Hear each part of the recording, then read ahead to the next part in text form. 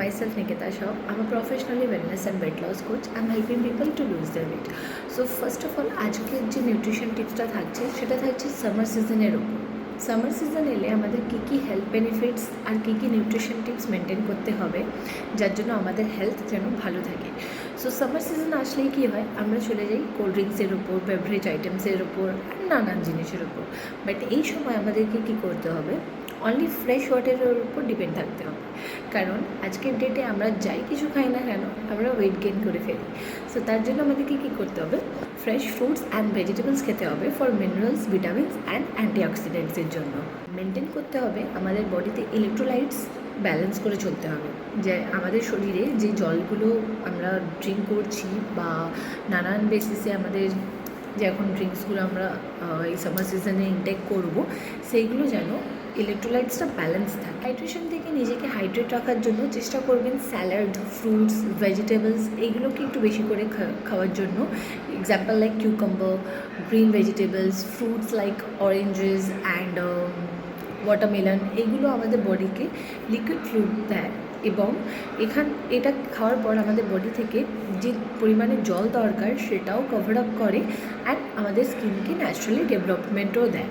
And যদি আপনার 40 KG থাকে তাহলে আপনি 2 লিটার জল খাবেন, অ্যান্ড যদি 60 কেজিস থাকে তাহলে আপনি 3 লিটার জল খাবেন। তো এইভাবে আপনি জলটাকে মেনটেন করে নিজের ওয়েটের অ্যাকর্ডিং আপনার জল মেনটেন রাখবেন।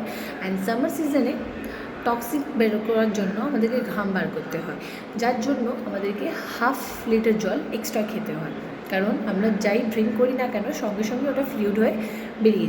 সো এই সময়টায় জলটা আমাদেরকে একটু বেশি করে কেয়ারফুলভাবেই খেতে হয়। এক্সেসিভ ওয়াটার খেলেও অসুবিধে আছে অ্যান্ড খুব লো অ্যামাউন্টের ওয়াটার খেলেও খুব প্রবলেম আছে।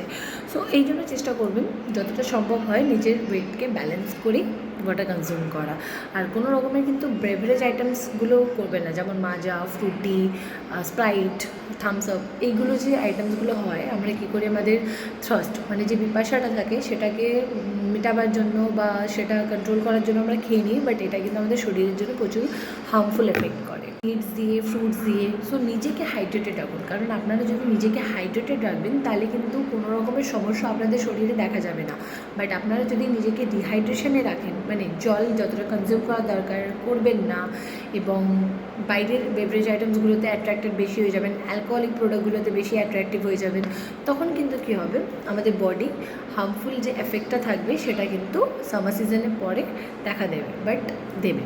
সো এই জন্যই চেষ্টা করবেন নিজের বডিকে যতটা হোক ইলেকট্রোলাইট ব্যালেন্স করে যেন সামার সিজনে রাখেন। অ্যান্ড আমরা যে রাস্তায় coconut water, sugar cane juice, এই যে জিনিসগুলো ড্রিঙ্ক করি এগুলো কিন্তু গুড, ভালো এগুলো খাওয়া, বাট চেষ্টা করবেন এক্সেসিভ যেন না হয়ে যায়।